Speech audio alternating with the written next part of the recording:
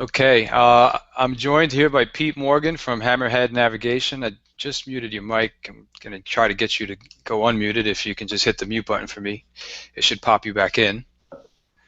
All right.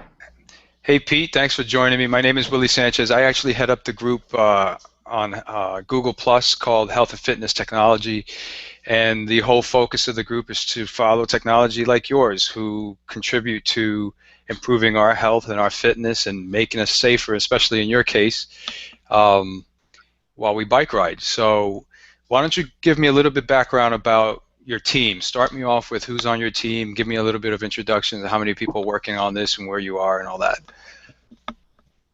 Sure. So the team at this point is three of us. It's myself, Lawrence Watrous, and Raveen Beamsingh. So I met Lawrence in South Africa. We went to high school together many years ago, and both of us moved to the States subsequently and finished college here and got in touch on this project a year ago at this point. Um, we met Raveen Beamsingh at a hackathon in Pennsylvania at this point, about 8 months ago. And the three of us got together, and since then have produced what you see there in the video and the prototype and product behind it. So walk me through the idea creation, the point where you guys decided to create Hammerhead. What was the thing that sparked it for you? Because I got to be honest, something like this has been missing from this community for a long time. I actually dabbled in creating an app on the iPhone that would help with it, but it was totally unsafe because you're looking at the screen. So when your device came out, I said, this is what I've been waiting for, and I jumped right on board and backed it. So walk me through the actual idea, how you got to that idea, what sparked it, and that process. Absolutely. So initially, I had Lawrence and I both have a biking background. We actually met one another in the cycling club in high school many years ago, and since then, I've done a lot of cycling. I biked across the United States in 2006 from Wow. New York to San Francisco as part of a charity ride for Habitat for Humanity.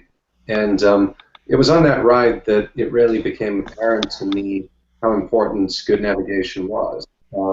We found ourselves on many routes that were poor routes, routes that were busy. At one point, we were even on an interstate highway. So it is not a place to bike. And it dawned on us then that there good routes exist. It's just very difficult to find them.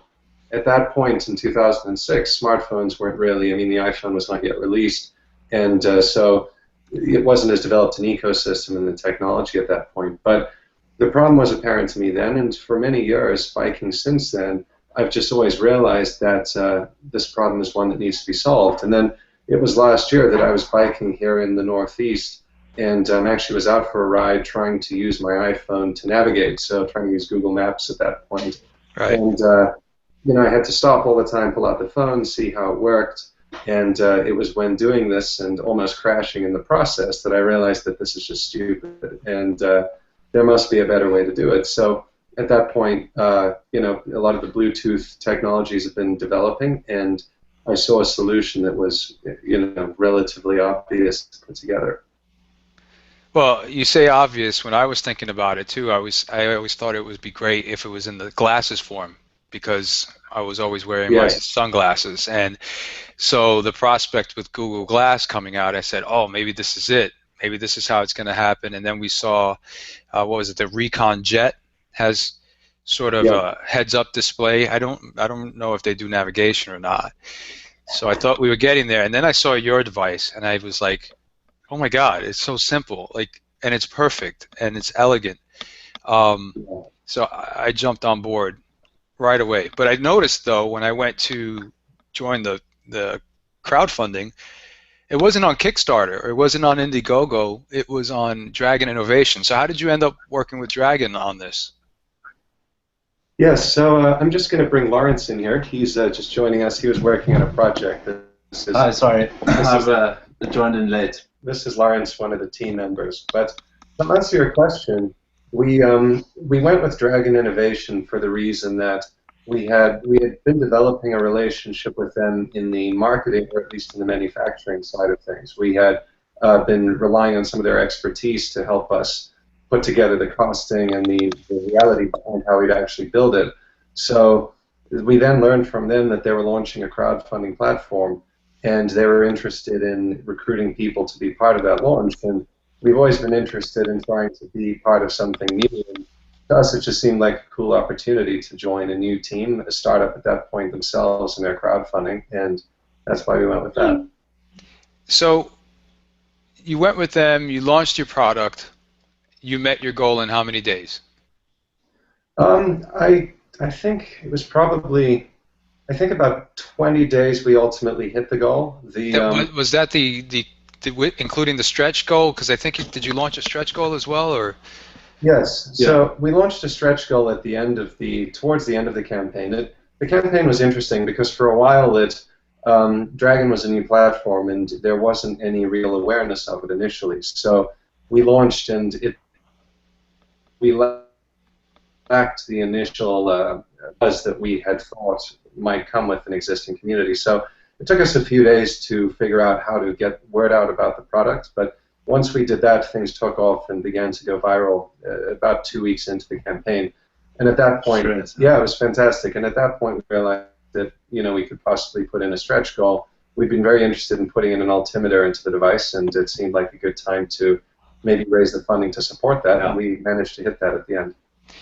But were you surprised? What were your expectations when you launched it? I mean, did you think that there was a market? Were you confident there was a market for this when you did it?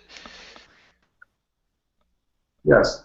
Yeah, I was very confident the market existed. It was just a question of how, I mean, the question on my end was always putting together a team that was strong enough to really execute on the idea. I was always confident that we'd be able to find people who would need it.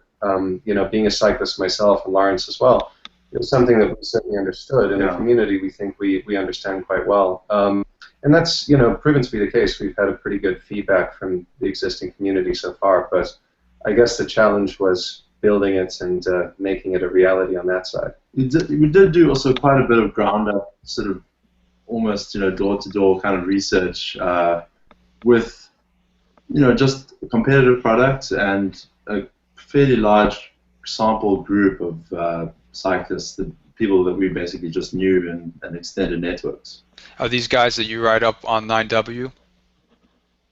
We've been doing that recently. It was funny, when we moved to this area, we hadn't ever done much riding around here. We spent so much time building the product that we've only now been getting out on our bikes, and we did the 9W ride the first time 2 weeks ago. So great. Very cool.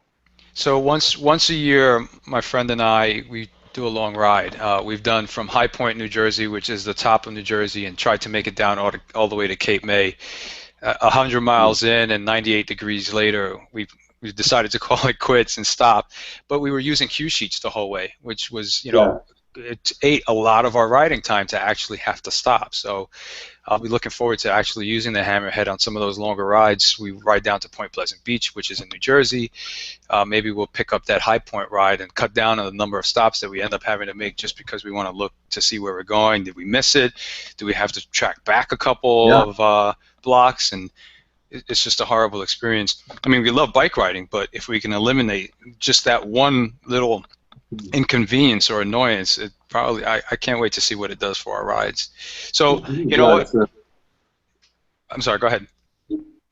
No, that's the flow of a ride is so important. I think a continuous ride is such an enjoyable thing, and that's really what this is about. Yeah, I look forward to that. But we have such great visions with the internet of how things can be blown out of proportion. So, I'm thinking here that you guys are watching you get close to your goal numbers and are getting really excited.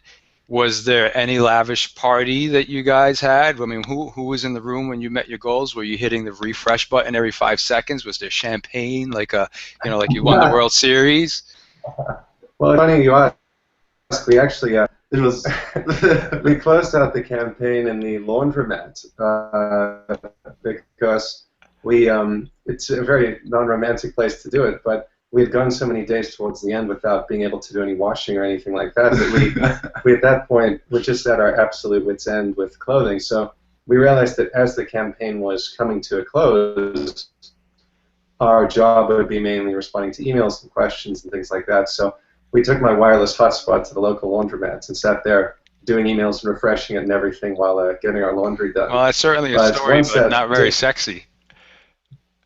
no, it's Not at not. all. No, But yeah. after that, we came back. My brother was visiting, and we actually did have a bit of a small celebration here. I think the real one will be when giving products to our early backers, and Yeah, that'll be a real celebration for the people that actually that made this happen, and that's all the backers. exactly.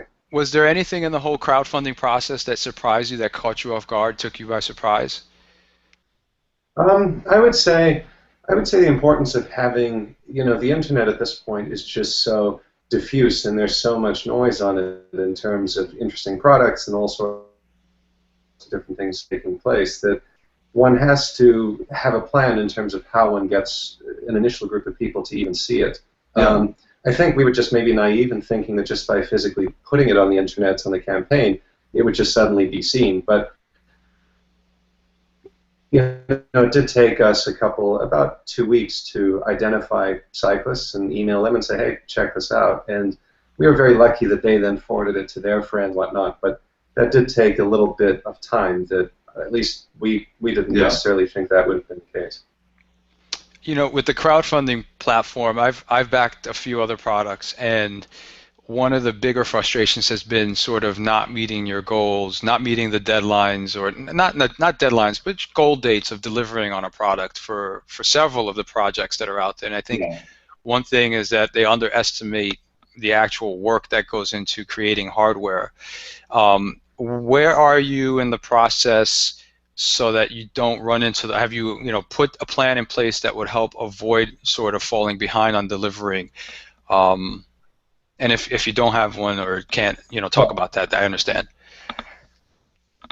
Absolutely. So our plan at this point, I mean, one of the things, we backed a bunch of things on Kickstarter previously, and actually Lawrence just received a pair of shoes made out of Tyvek that were one of the hardware things he No, backed. it's great. And so it's definitely we've experienced ourselves. I'm actually waiting for that color-changing athletic shirt from Kickstarter, which is now quite late. And I think the thing that stood out to me and being on the user experience of that is the thing that frustrates me is just a lack of communication from the teams. If any unforeseen things take place, which I think everyone understands that they do. I mean, they even do to companies like Apple, which delayed their white iPhone 4 for several months because they Right. couldn't get the lens to not diffuse the color. So I think that our plan, we have a plan in place in terms of deadlines and that sort of thing, but if any unforeseen things happen, or should I say when anything unforeseen Right. happens, our plan is to put together we want to build a community on our actual website, a blog, that will allow people to both provide us feedback, because we'd like to engage our community in actually designing some of the aspects of the product, but then at the same time post weekly or bi-weekly video updates and that sort of thing to really just keep everyone on the same page. And I Yeah, think that the combination of those two things, good planning and good communication, will hopefully keep everyone happy and well served. yeah. I mean, What's your goal date for delivering on the product? Is it in March of 2014? So at this point, we've been saying April, May, and we're still shooting for that. I mean, absolutely, yeah. absolutely. I mean, we've been at this point. We're in the design for manufacture phase. So we're taking what you saw in the video and in the Kickstarter, at least the Dragon campaign, and now actually taking that to the point of scaling it to the demand that we've uncovered. We're confident now that one thing we've been concerned with is if we go ahead and build a whole series of these products, are we going to be able to sell them one day? And fortunately for us, we still continue to receive a number of pre-orders on our sites, and so we're very confident that the demand is there. So we're excited to now build for that scale, and that's the process we're in right now. Yeah, for manufacturing, one of the most critical decisions is how you tool for a production line, and it's at various stages and order quantities that things become viable, and other things become completely, cost prohibitive. So at least now our numbers are in the range of actually being a viable investment for us. Let's just say that in terms of the fixed costs. Well, speaking of investment and cost, but there's the investment of your time, and so I would imagine, and maybe you don't have sort of day jobs or attending classes during the day or regular life. Is this now your full-time job? Are you moving from one life to do this, your new life? Yes, we actually we did things in the, I guess, the old-fashioned way of just jumping into this full time and hoping that we would get to a point where we can one day make that have been a good decision. So we got together and moved into this full time earlier this year. We moved together into a very small, actually one-bedroom place. We're actually still in. This is, our bedroom and office. So, we've been living that life now for a while, and I think a lot of the excitement that came out of the campaign was seeing sort of light at the end of the tunnel, in the sense that the market that we believed existed has proven to exist. And now our job is what we're really excited about, which is building to satisfy that market instead of just trying to convince one another to keep going when it's difficult and no one's actually seen the product yet and all the rest of it. Yeah. Raveen, he was obviously had a lot of things to consider post his graduation and everything, and he got a lot of great job offers. So the fact that we met him at this hackathon and we all got along really well, I think is testament to where we got to go from now. Yeah, you guys aren't going to have any problems going forward as far as, after you're done delivering on this product and coming up with product number 2 or whatever that is. You're set after this goes. Well, I think the one thing we are confident in is having lived together as a team and spent so much time together. I know that a lot of teams start having team trouble when they actually have to produce something, but we've now, we spend every waking moment together, so we're used to no one's died yet, so that's good. All right, going off track a little bit, I see behind you have a lot of maps. So one of them looks to be like Manhattan. I'm not quite sure what the other one is. What's the story behind the maps?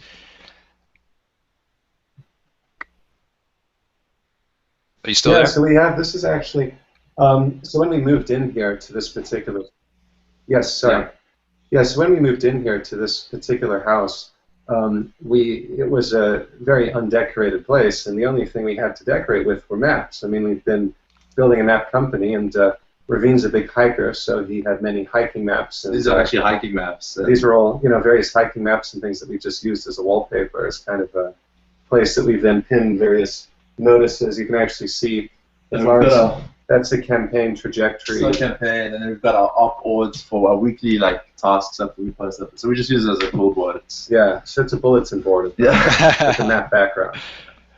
Well, I mean, it looks good. I thought maybe it was sort of like prototype of the mapping that you were going to use in the app, or related to the app. So your partnerships, one of the partnerships you mentioned was Strava. How did you? Are you using their API, or are they on board directly working with you on the product? So at this point, we are still going to be communicating with them how we can, structure a relationship. I think at this point, the API facilitates everything we want to do. So we definitely would be able to go ahead and do what we want to do without a formal relationship beyond the API. But I do think there's a lot of opportunity between the two companies to provide. I mean, if one looks at the Strava offering, one of the things that they suggest, if you don't have one of the advanced Garmin units, is actually printing out directions from their website and using it as a cue sheet. So we think there's a natural marriage between our two systems where we'd be able to provide, many of their rich features through a more elegant solution. Well, I mean, you've shared a lot with us, and I appreciate your time. I'm sure we can go on with a lot more. Tell me what tomorrow looks like for you. Tomorrow you're going to wake up. What's on your agenda for tomorrow? So tomorrow right now, we're busy doing a lot of housekeeping work in terms of accounting and financial structures. We've had to, obviously when one raises money, the transaction only takes place at the end of the campaign. Right. So you effectively bill, in our case, several thousand transactions at once, and that's meant that there's quite a bit of work to be done on the payment side in terms of collecting that and putting the money in a way that it's both safe but accessible for manufacturing the costs that are going to be coming up. So a lot of it is that. We're working on some of the legal frameworks because, a big part of business, unfortunately, is making sure that one's legally safe and covered. So a lot of it right now in the next day is how we can work. But and I'm still, meeting with plastic injection molding houses, contract board manufacturers. So that's just sort of continuous relationship building in the manufacturing industry, which you need to be confident that the people you're working with are going to be good to work with. Right, right, right. Well, Yeah. I'm sure we can go on forever, but I don't want to take up too much of your time. Maybe one day down the road we can catch up with another hangout. You can give us an update where you are in the process. Um, you We'd know, love to. Yeah, we'd uh, really love to. I've enjoyed my time with you tonight. So what I'll do is I'll just leave it here. Is there anything that you want to leave people with? Any messages you want to leave them with regarding any part of the process or anything at all? Certainly. I mean, I think if anyone has any questions, we would love to answer them. I know you could reach us at team@hammerhead.io, and we really would answer any questions you might have, be it manufacturing, entrepreneurship, anything we've spoken Yeah, about. if you've got some good ideas, like let us know. This is Absolutely. this is something that's being built, and we're excited for it. So we check that every day and are quite communicative. So we look forward to just hearing from anyone. Great, and we look forward to getting updates and seeing the product. And I'm really excited about it. I think I speak for a lot of people who are really looking forward to this product. And it's a simple product. Well, maybe not simple to actually make it, but the idea is simple and something that's long needed. So I certainly appreciate that you guys are actually following through on your idea and turning it into a product for all of us to use. So with that, I want to thank you for joining us tonight, and maybe we'll talk again in the future. Well, thanks a lot. It's great to chat, and tell the listeners, thanks for listening in. All right, thanks, guys. Cheers. Bye. Bye.